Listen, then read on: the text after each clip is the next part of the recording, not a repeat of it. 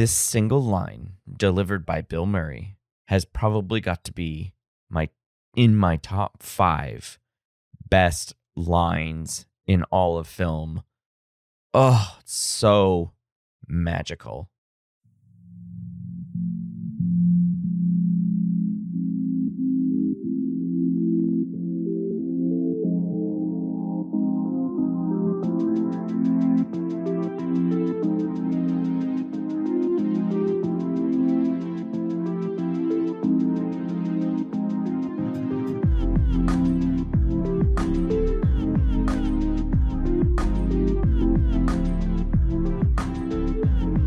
Hey, everybody, and welcome to another episode of the Cinema Psych Podcast, the podcast where psychology meets film. As always, I am your host, Dr. Alex Swan, and we've got a good one for y'all in this episode. We are going to be discussing What About Bob?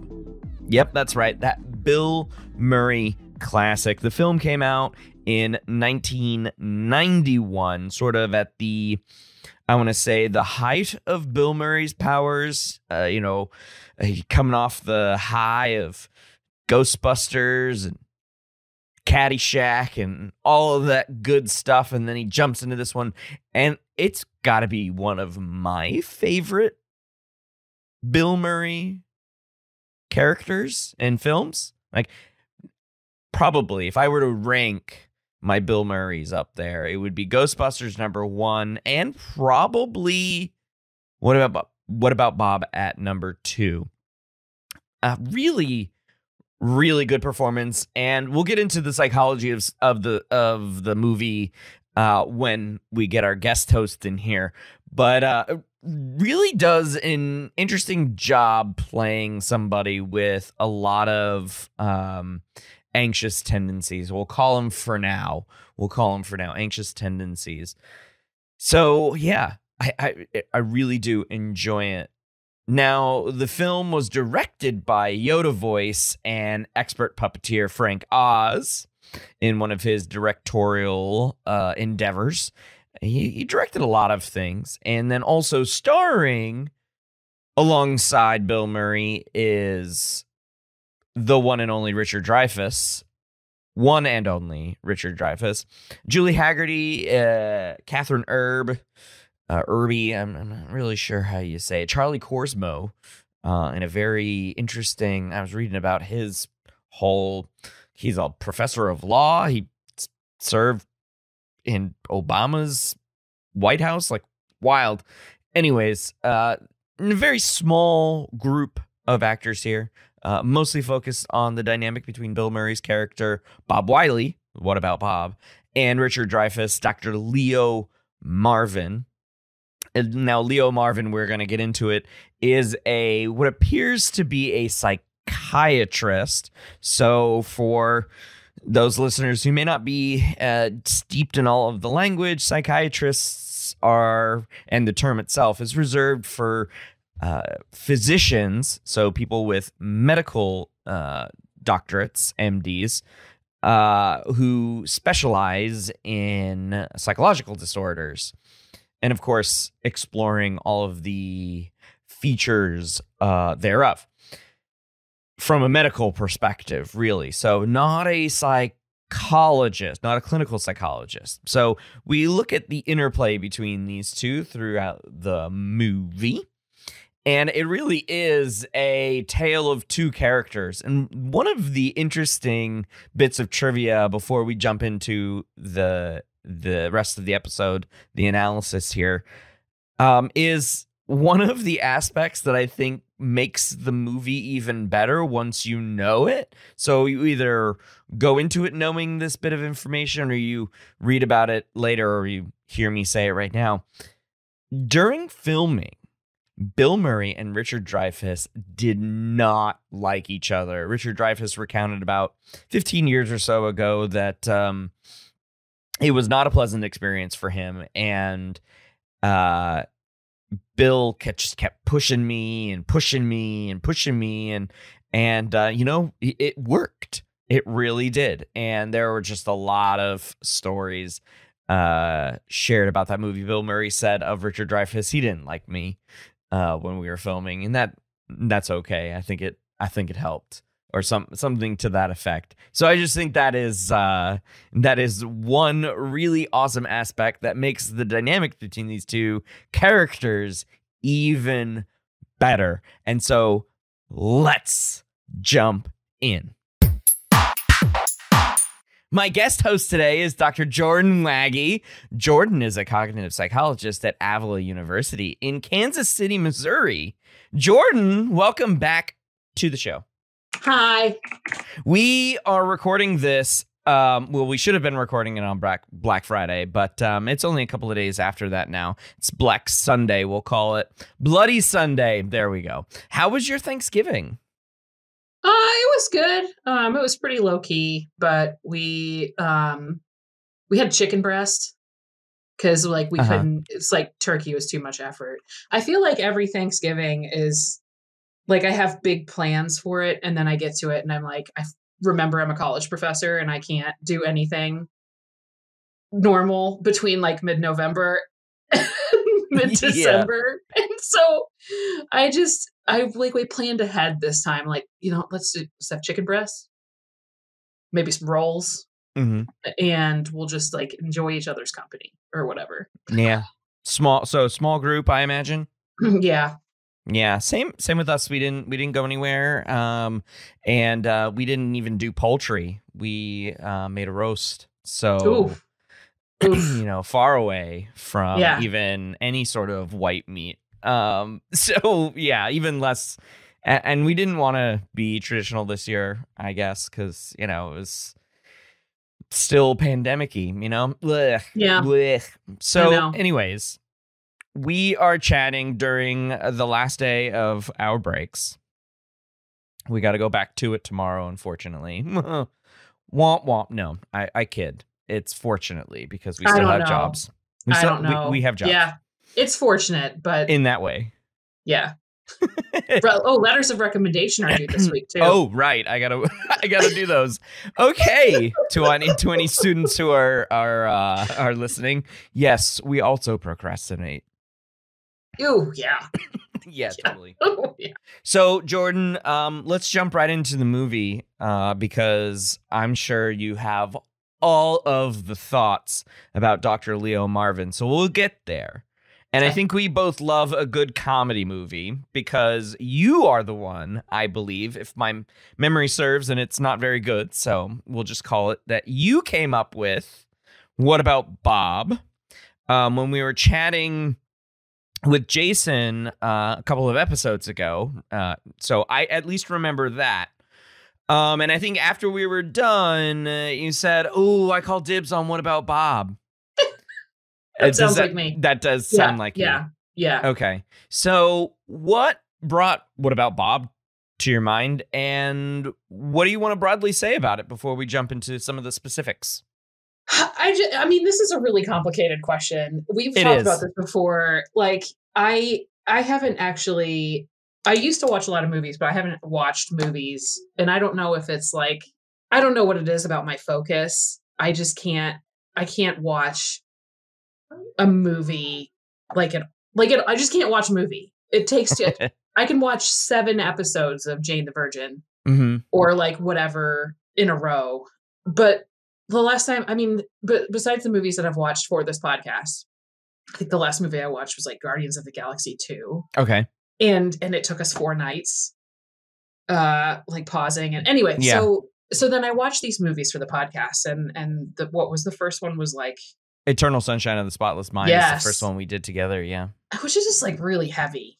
Yeah, it was. To jump back into watching movies like that. Yeah. Yeah. Some warning would have sufficed on that one. That took me 4 nights. 4 nights. Yeah. Okay. Yes. Yeah. It was a lot. And I watched it twice. So it took me like 2 nights each time. Because it's one of those movies where like, I feel like I might, like everything is purposeful and I feel like I might miss something. And if I'm not like really paying attention, I need to like think through like, what does this thing mean? What does that thing mean? And then 12 Angry Men was just like a different, there were 2 movies to watch. Yeah, I wanted to watch both exactly. and it's a different kind of heavy, right? Because there's like racism, Yeah. all sorts of, and then like also sexism, as we talked about. And so these are like the movies that I've watched lately, like for this podcast. And I'm like, just first of all, firstly, What About Bob felt like a good choice for me, just because I remember loving the movie when I was a kid, right? This came out when I was like 11, and I thought it was the dinner scene was like the most hilarious thing I've ever seen in my life. I mean, it is still pretty good. Yeah, it's really funny. I don't feel any pressure to like look for a deeper meaning in any of the things that are in this movie. But there are some really smart things that the writers do that, like, I thought this movie was great when I was 11, but as a psychology professor, I'm like, wow, somebody knew a super shitty psychiatrist and like knew a lot about them. And like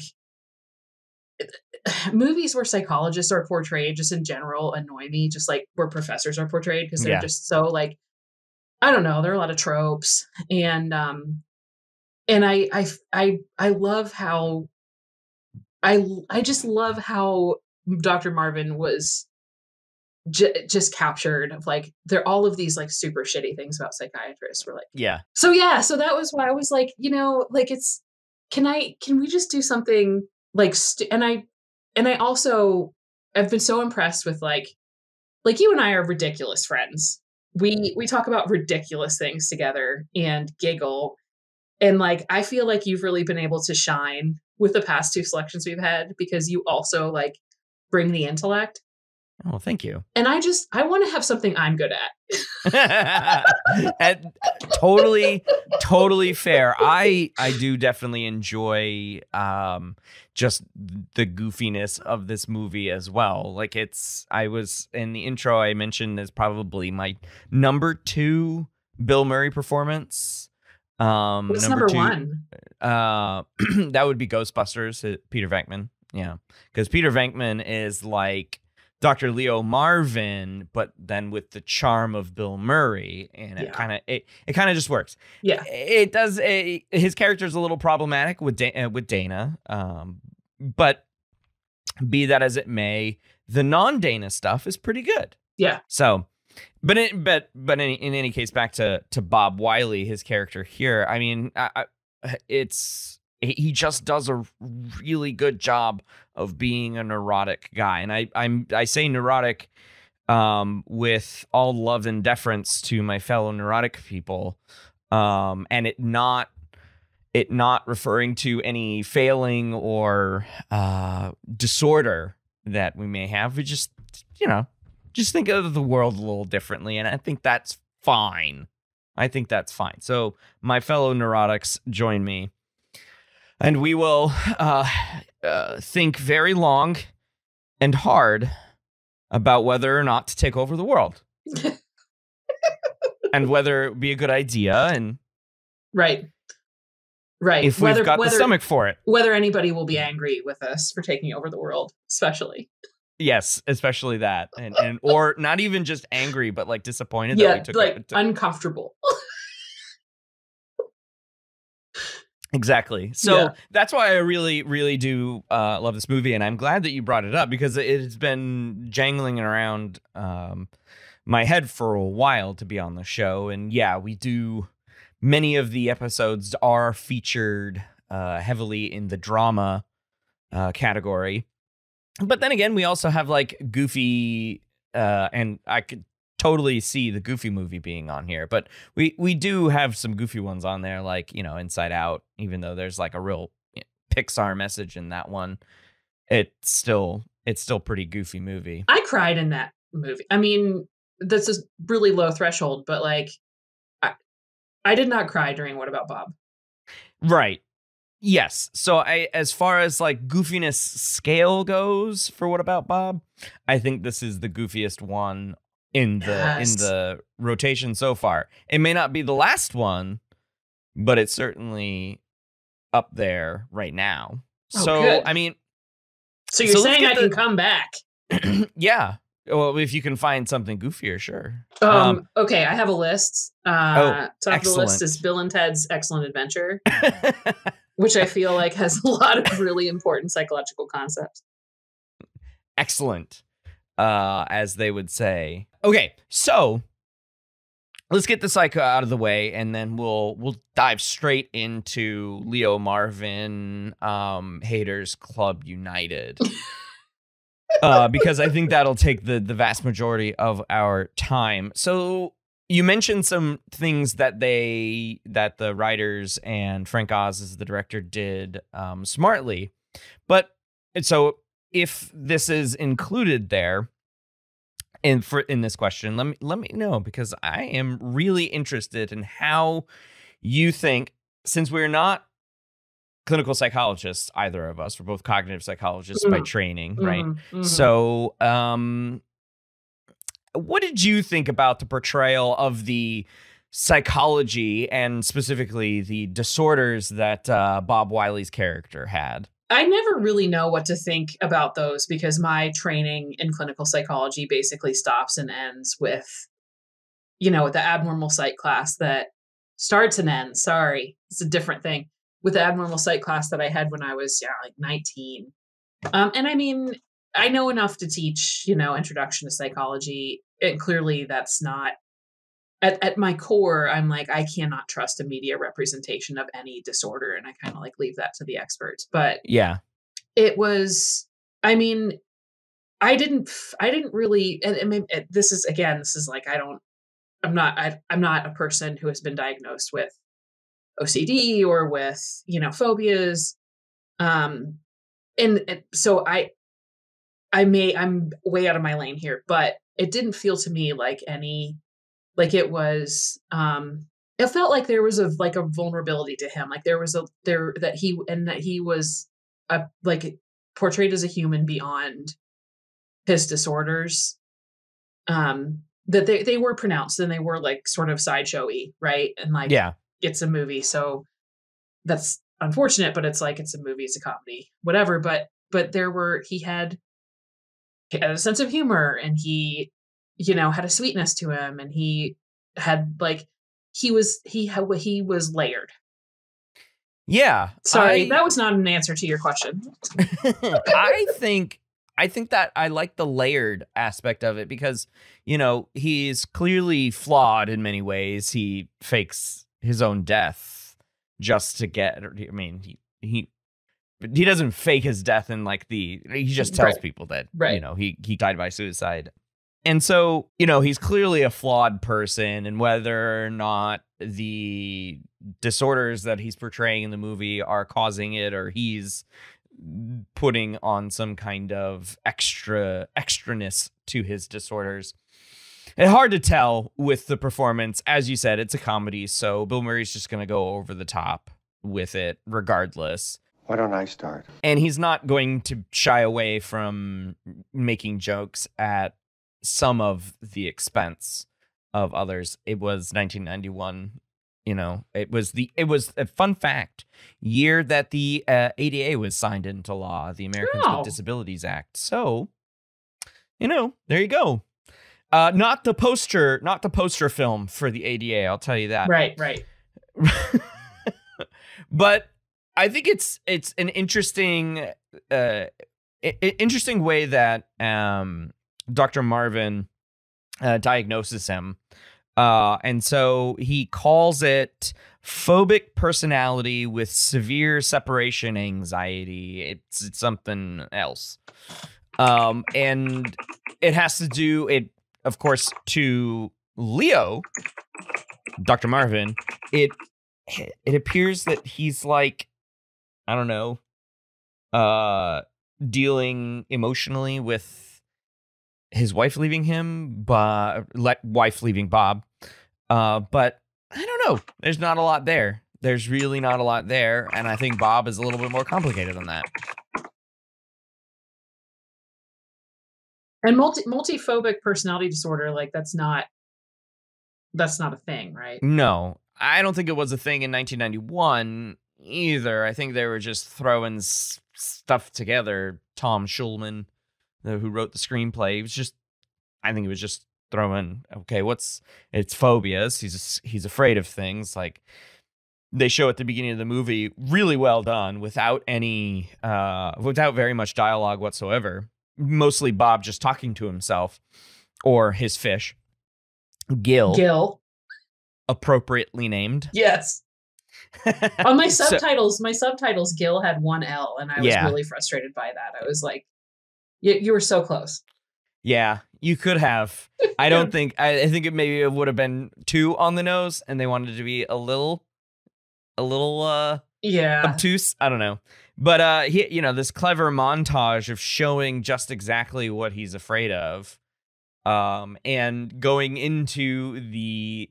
My favorite was going into the incredibly thin New York apartment hallway.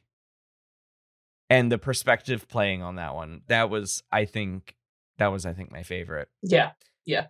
But yeah, I don't think there is a thing called multiphobic personality. I think we gotta separate those two. But I sort of wonder if that's not like a purposeful cleverness of the movie. Is like we're gonna have Leo Marvin meet with this guy, and he's like so pompous and so full of himself that he's like, I know what this is. I'm just gonna string some words together. And this is a thing. He's just like very sure of him. True.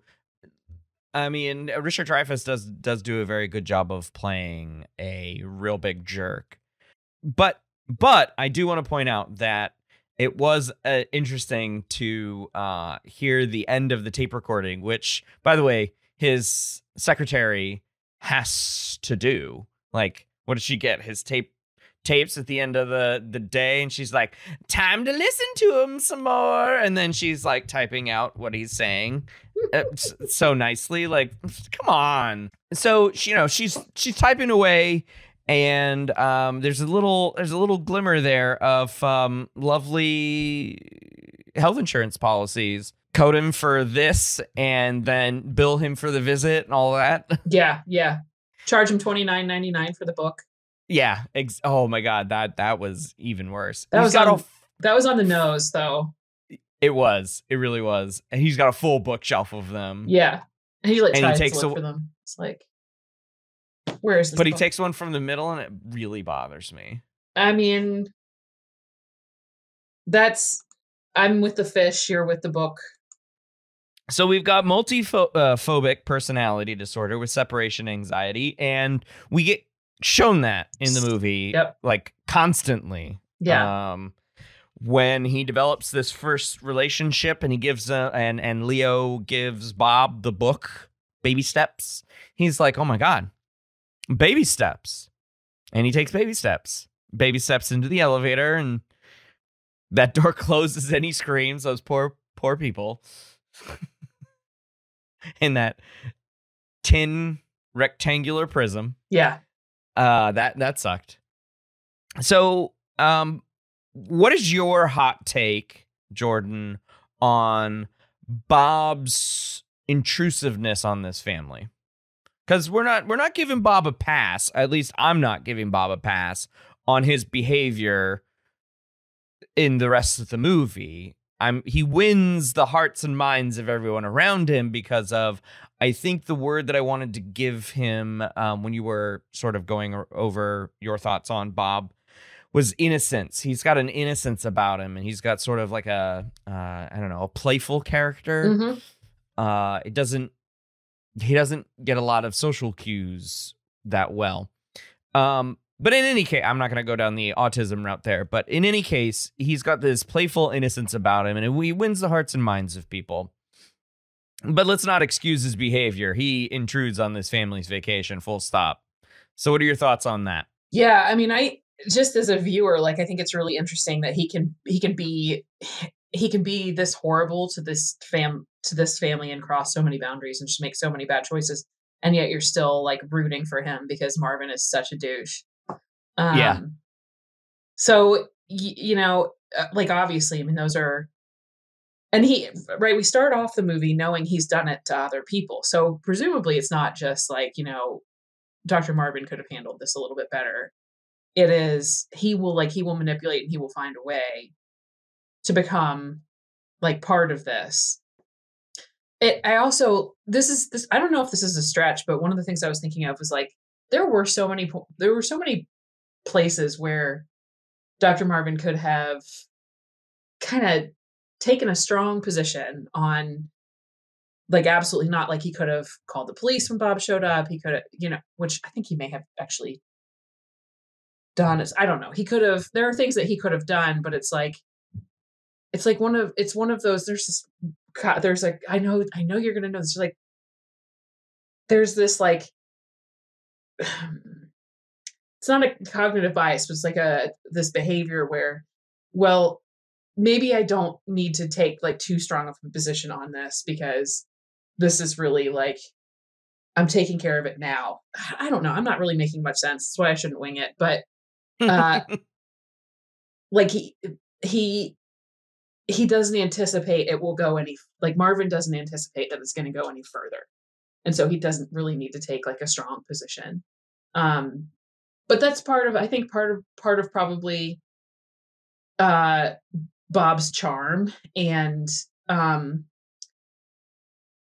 mean, I don't even know if I would call it manipulation, because he does have this innocence. He has this vulnerability where it's like he really wants to get the thing that he wants, but he's charming in a way that's not like, he's not doing it to be evil.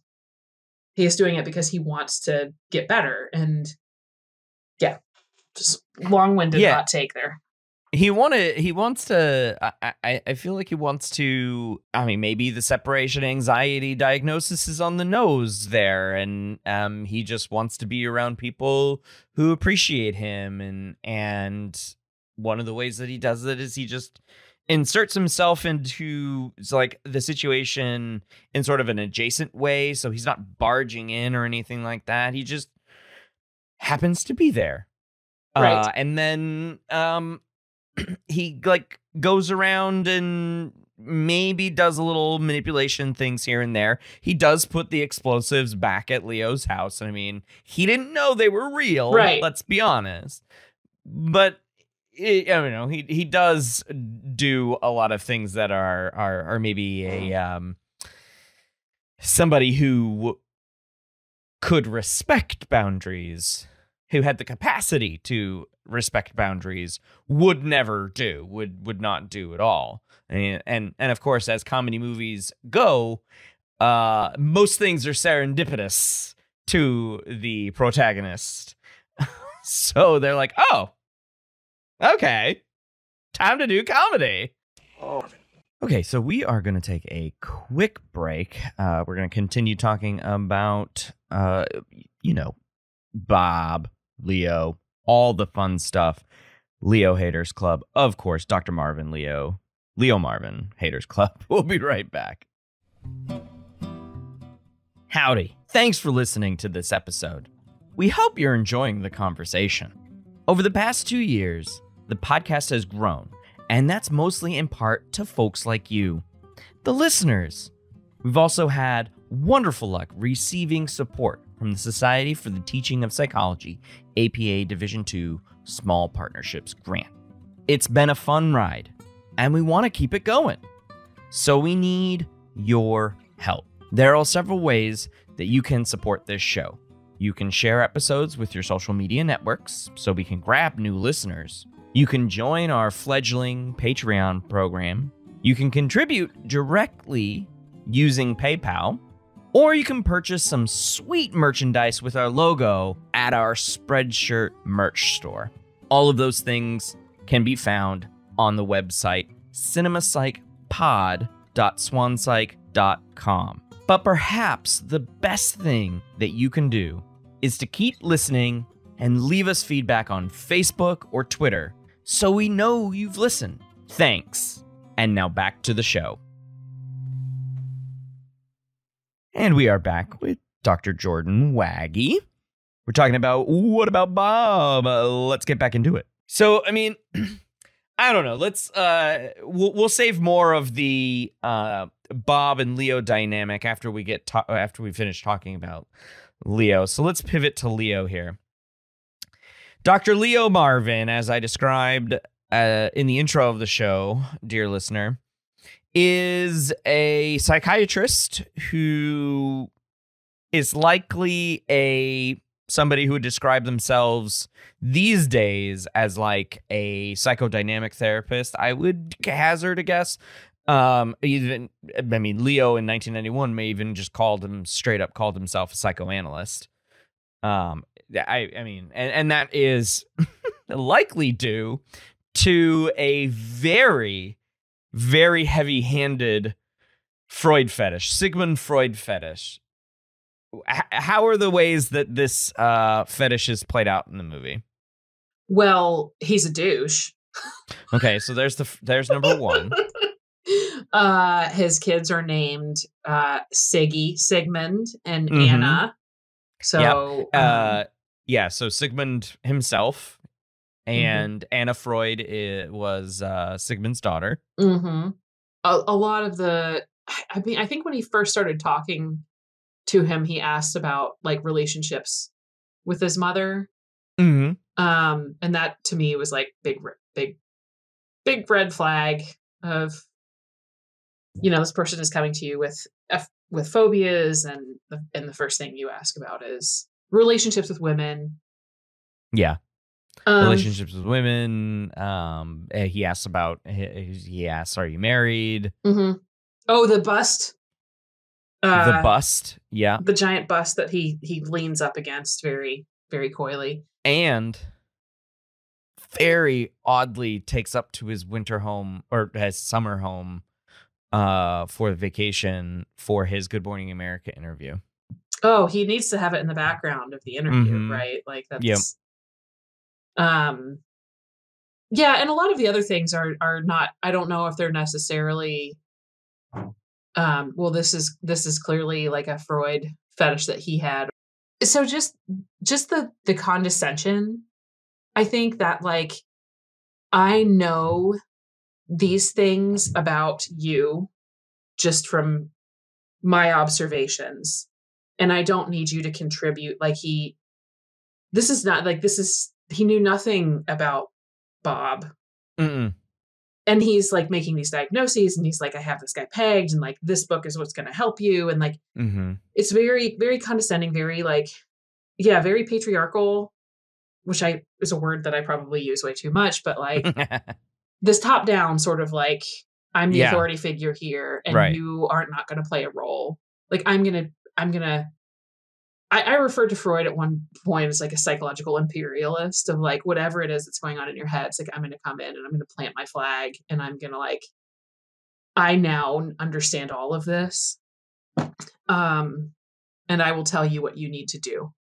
Which is, let's be honest here. In 2021, we are still replacing facts in psychology that we found, 15 years ago. So the arrogance is the word I was looking for. Yes.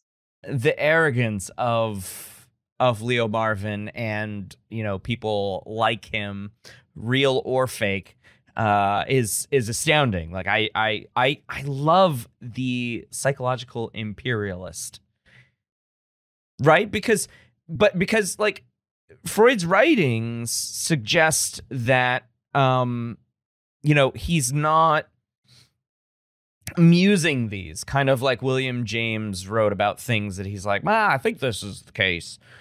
Freud is like speaking very matter-of-factly, like this is what your dream means, right, dog. Right. And really focusing on the treatment of women when he was practicing. I did air quotes, listeners. I heard them. Yeah, you did. So when he was practicing, he focused primarily on women and women's issues, and it's very clear that that's what Leo is trying to follow, I guess. The weird thing is like, why would he see a patient or a client like Bob if that's the case? Because I don't know if there's any evidence that psychoanalysis can treat phobias. Well, the setup, right? It was all about the setup in this movie. where like clearly, and I mean ego in like the actual meaning of the word ego, like his ego was sort of buoyed by this other psychiatrist calling him and saying like, hey, you're so well respected. Oh, yeah. You know, I mean, that guy was smart, right? Like obviously I thought probably wouldn't Criticism. yeah. And I mean, you could definitely, I mean, I was watching and I was thinking like, without that, I mean, you know, he may very easily have said no to taking on this client, but this guy is flattering him. And it's, you know, there's this sort of like, you know, ego wrapped up in it. We're like, I am the only person who can help this person. I am the best. And somebody else is asking me to do this. And they're recognizing my bestness. Yeah, my amazing awesomeness. Yeah, I can see that. I'm also struck by the use of baby steps for somebody clearly suffering from a whole host of different like flavors of phobia. So there are object-based phobias, you know, like being afraid of animals or blood or, you know, something physical, right? But then there are like situational phobias like claustrophobia, agoraphobia. And then there are what's the third type? Social. And then yeah, I guess social phobia. Well, yeah, maybe. No, there's it's event or events maybe. I'm not entirely versed in all of my phobias, but because you can be afraid of things like paper cuts or getting a paper cut. Maybe I guess that's a situation. Be that as it may, this dude's got a lot of things that he's afraid of. Right. Pop, of course. And baby steps may not help some of those things, right? So there are two different kinds of behavioral interventions for somebody who has phobias, and only and one of them has to do with like ratcheting up and you know, doing so-called baby steps. But then there's the other one, which is flooding, which you see in both cases, actually. I think that's actually one of the... I don't know if this is necessarily one of the smart things that you had pointed out, but I thought this was interesting to me. He does both in the movie. He does baby steps for some things, which don't necessarily help the elevator, for example.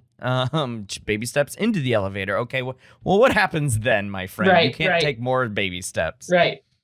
But then he does flooding, which is just an exposure to the phobic object or event or situation all at once by going sailing. Oh, I was thinking of the death therapy thing, but yeah, the sailing. But then, yeah. So what was the death therapy? Because I think that's like the biggest one. Fake, by the way. Yeah. Just, you know, tying him up, strapping bombs around him. You know, leaving him. Well, he also left him alone in the middle of the wherever in the woods. Yeah, abandoned him. And like left him to sort of deal with like what is this, like what is the worst thing that can possibly happen. And so to me that was you know, that was an example of flooding. Mm-hmm. What I thought was really clever about it was, and again, I wasn't even thinking about the sailing. So I think it's really clever that like the baby steps didn't really work. And that was like what Marvin's whole thing was like, yeah, he wrote, and this is just, God, this movie really captures like a certain kind of person, right? I want to say a certain kind of man. Let's just say a certain kind of person, but he writes 1,000-page book. Like this book is gigantic.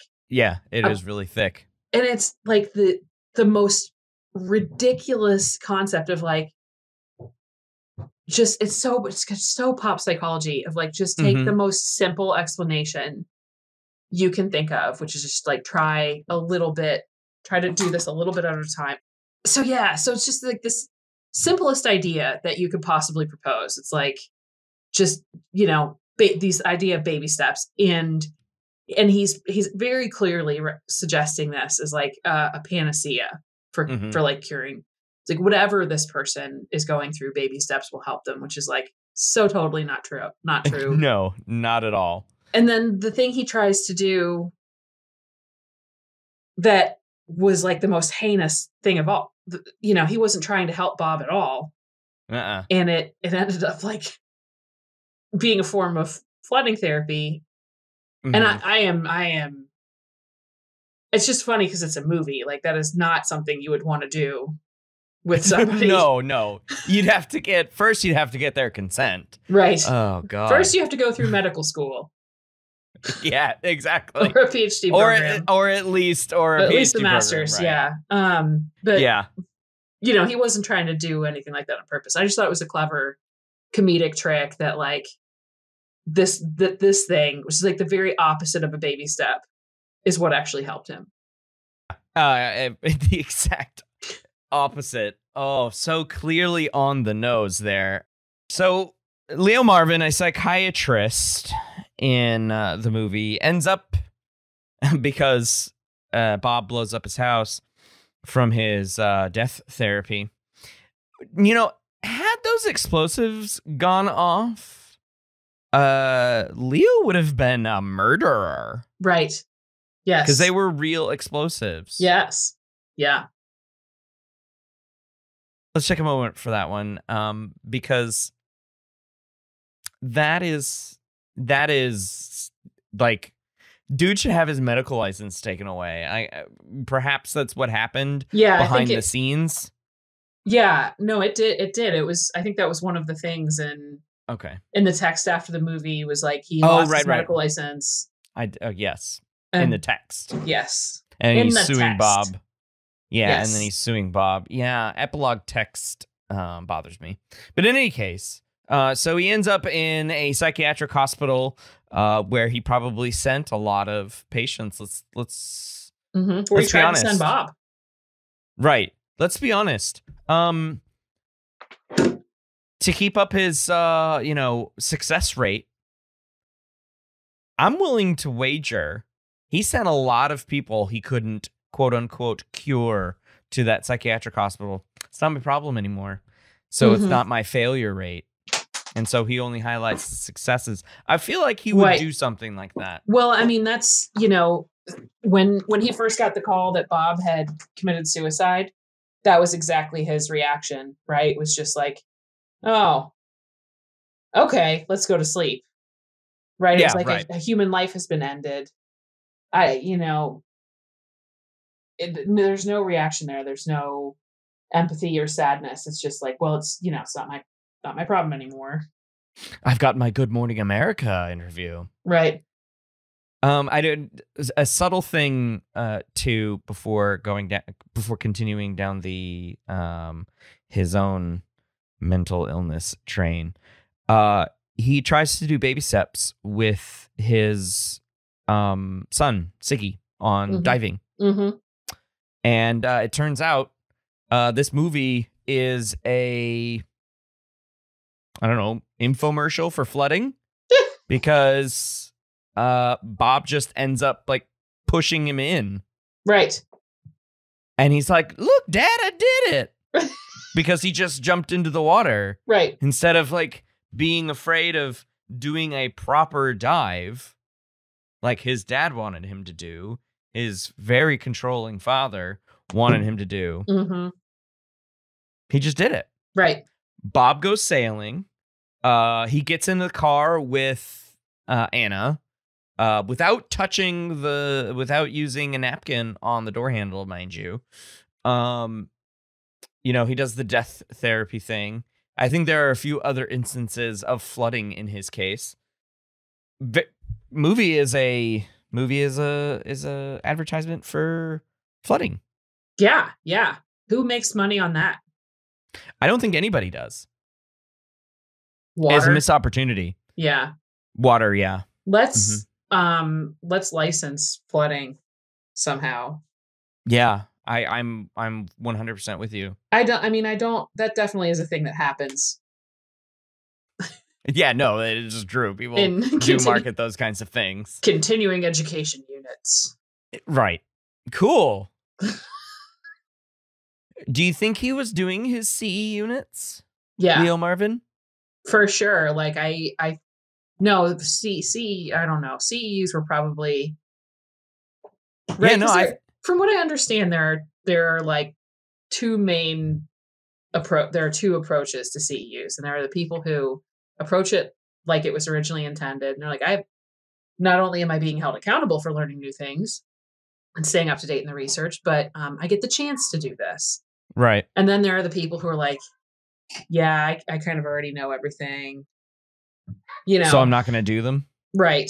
Or I'm gonna do something like I'm gonna phone it in. I'm gonna do something that's like, what's the easiest way I can earn my CEUs? That's true. So. Leo Marvin strikes me as the guy who would try to get CE units for one, writing his book, and two, his Good Morning America interview. Oh, absolutely. He would probably call up. This is very Freudian. He would probably call up whatever board it is that's responsible in his state for managing the licensure or CEUs or whatever, and be like, for my CEUs, can I give a lecture to a group of people? Because I wrote a book. He would totally. I 100% agree that he would probably likely do that. Because the movie is set ostensibly in 1991, so some of the things that Freud talked about probably weren't that monumental back then. Still, I don't know. I was 5. What are you thinking here? I'm thinking that that Freud was kind of passé still. God, I mean, I don't even know if Freud is passé now. Yeah, it's kind of hard to extract ourselves from psychology as a whole to make that judgment. Yeah, it's hard, and it's also like, well, what voices are you listening to? And I'm just thinking of our like two quote unquote friends online on different Facebook groups who are right. not these are actual friends or Facebook friends, but people who predictably, if you leverage one small criticism against Freud, they're like, oh my God, it's a hater. He was so important. Right. He revolutionized everything. You're just mad because you don't have a penis. Yeah, that's true. I don't know. I wish I knew. It was great to get some historical perspective when we had Karen Brackey on talking about the animal rights movement, but I really I feel like in my bones that there was enough groundswell behind Maslow and Rogers for client-centered therapy as an alternative to psychoanalysis and psychodynamic therapy. I want to feel like, and somebody can correct me if I am wrong. I don't know if I will listen because I just want to feel it. Yeah. That in 1991, evidence-based therapy had moved beyond Freud and his weird theories about how people interact with each other, especially children with their parents. Oh, yeah. Hard grimace. Yeah, hard grimace. Exactly. So that's what I want to feel. And in Stephen Colbert's truthiness ideal, that is where I live with that, with the state of Freud in 1991. Yeah, it's hard to get a read on. I mean, I'm sure there's some kind of literature that's like this is one thing that the field of counseling psychology has been pretty good at, is like tracking the current state of the field and like how different people identify. Oh. I mean, it's part of, I believe that's part of like the orientation of like PhDs in counseling psychologies, is like thinking about vocational types of interests and like theoretical perspectives. And I'm sure that information is out there somewhere of like in 1991, how many people identified in this way. I don't think it would include necessarily people who are social workers, people who are medical doctors. I mean, really, a lot of the most hardcore psychoanalysts, psychodynamic people with psychodynamic perspective seem to be, coming from medical schools or have in the past. And yeah, I had a similar thought with respect to that breakdown. I feel like at least insofar as the media interpretation or portrayal of psychiatry and the whole head shrink going back to like shamans and medicinal practitioners and tribals settings, right? That's where the whole head shrink idea came from. Oh, yeah. And I think it's bad. I'm just gonna go out on a limb and say it's bad.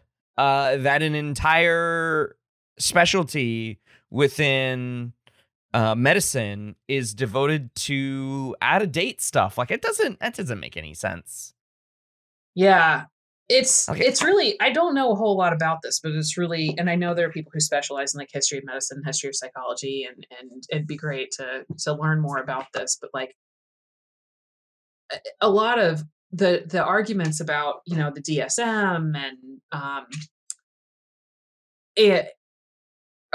and like, this psychodynamic perspectives, like I feel like a lot of that centers around tensions between I don't know one person with a PhD in psychology who's like all in on the DSM. And I don't know that those would necessarily or even mostly in. Right? It's like so unreliable. It's so whatever. And again, maybe pretty far out of my lane here, but I hear a lot of resentment from psychology toward, psychiatry for DSM related stuff. I don't know. Yeah, you know what the APA should be really doing instead of making a style manual is making an actual diagnosis book. Yeah. Instead of the other hard. APA, not to be confused with each other. I'm talking about the APA as opposed to the APA. The American Physics Association? Yes. Mm-hmm. Right. We are all stardust. Mm-hmm. Yeah. That's the DSM from the American Physics Association. Exactly. We are all stardust. So for those listeners who weren't in on the joke there, the American Psychological Association does not actually have any control over what goes into the Diagnostic and Statistical Manual of Mental Disorders, which is currently in version 5.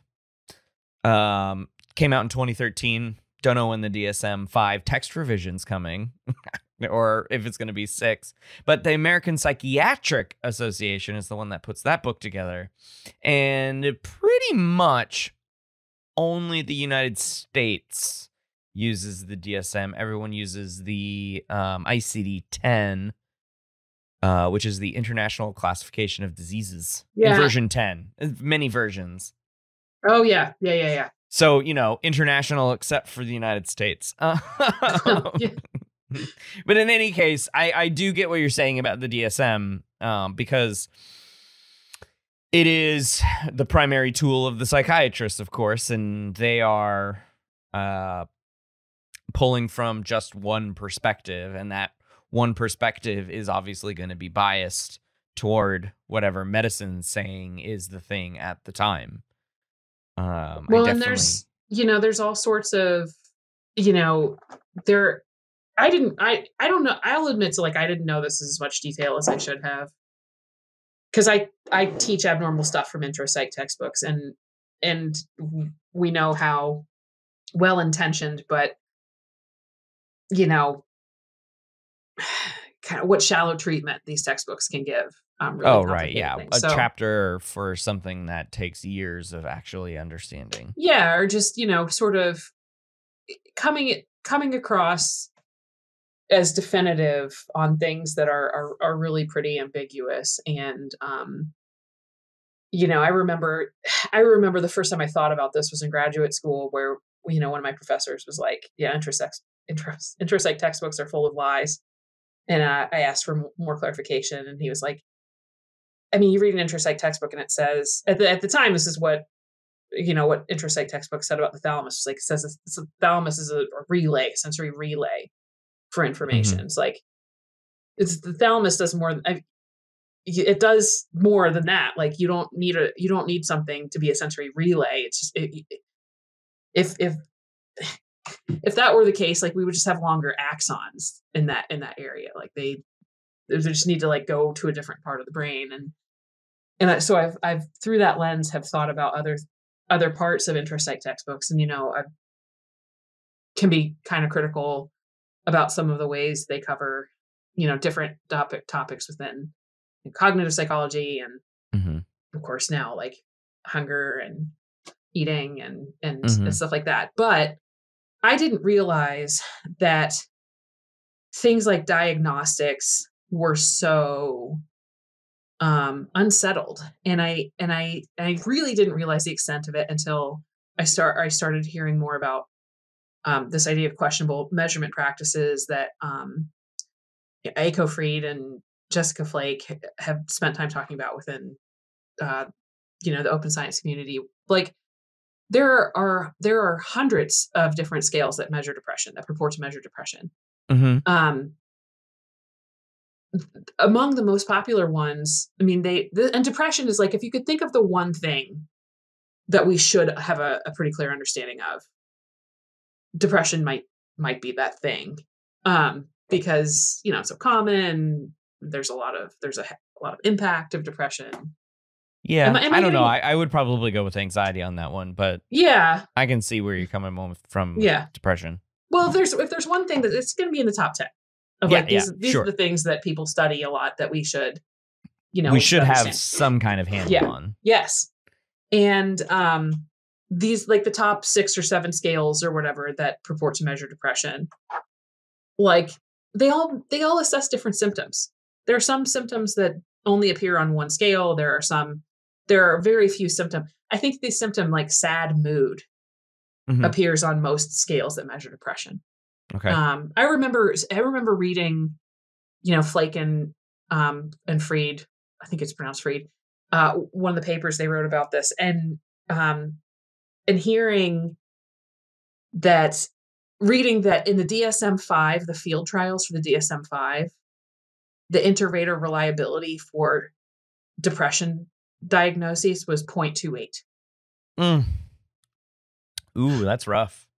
Right. And this is using one book, right? This is using one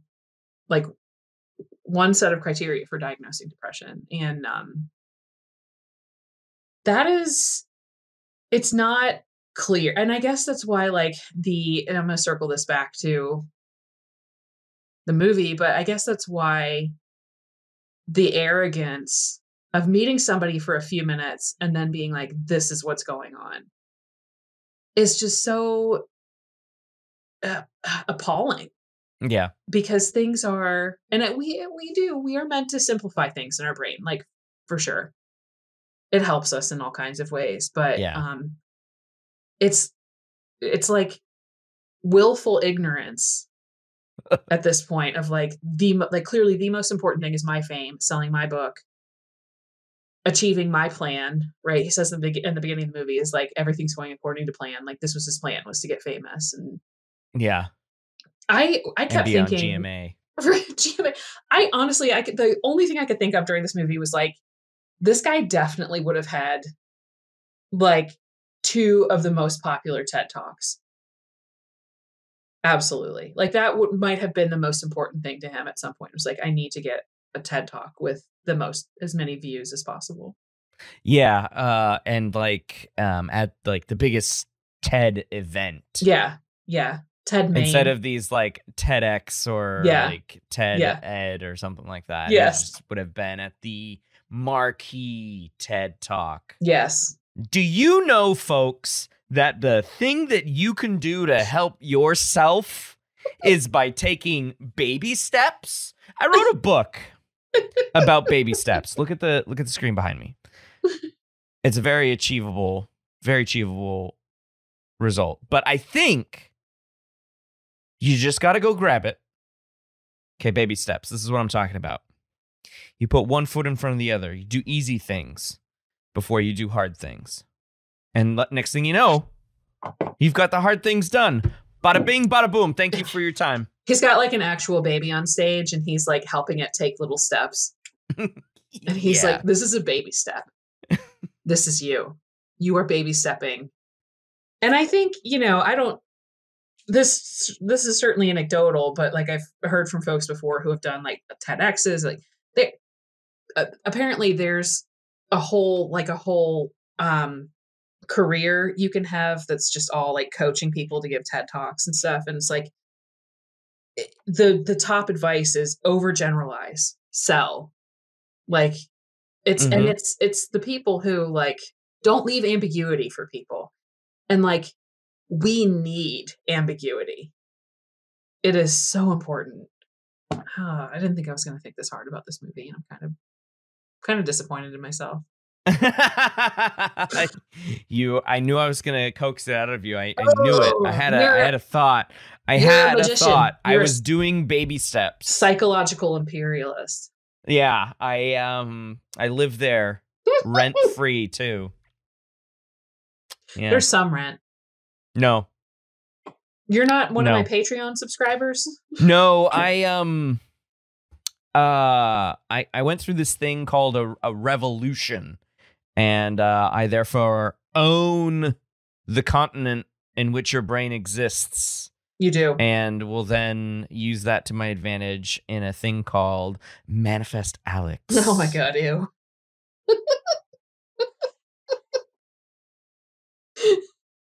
I feel bad that was my first reaction.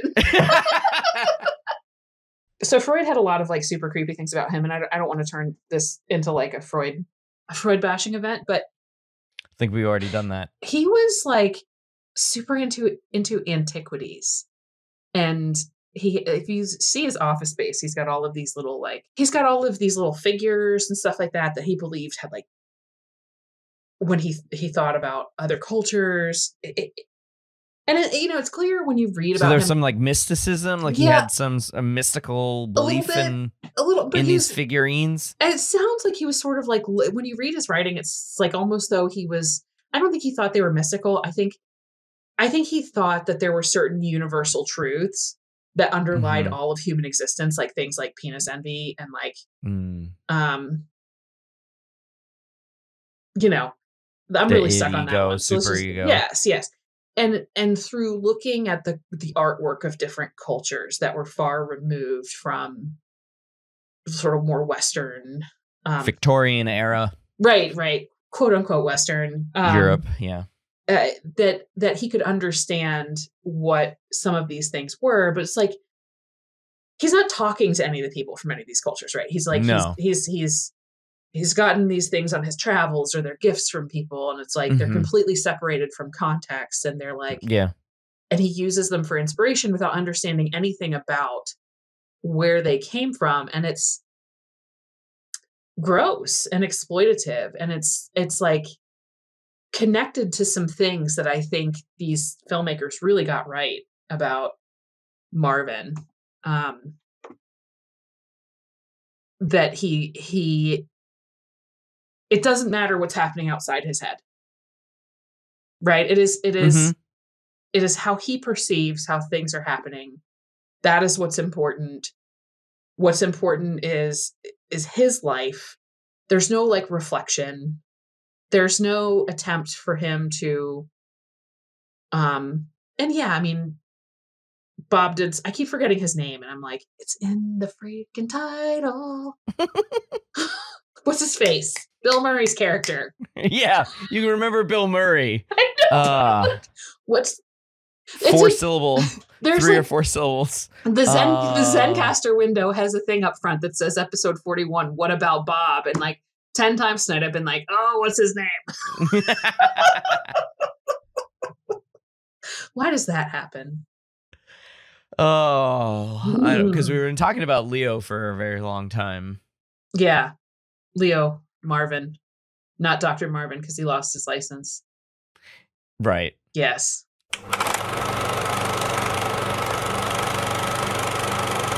Well, I want to thank Dr. Jordan Wagge for joining me to discuss What About Bob?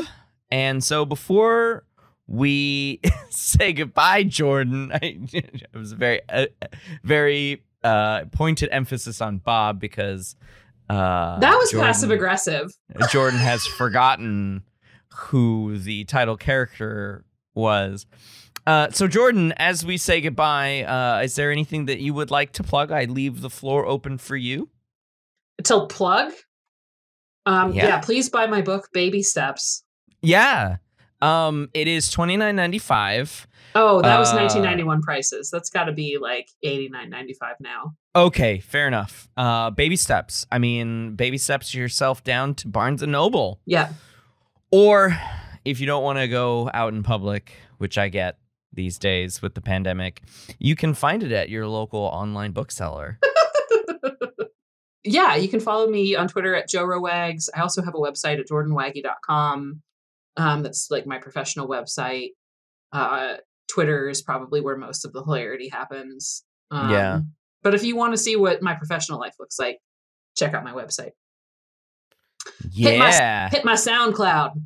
Yeah, hit up her SoundCloud. She doesn't have one, but when she does, I'm gonna create one now. Yeah, what's it gonna be called? I didn't realize that you could name your SoundClouds. I don't know what SoundCloud is. I don't know if you can or not. Well, thanks again for stopping by, Jordan. Thanks for having me. Is it? I am contractually obligated to say yes.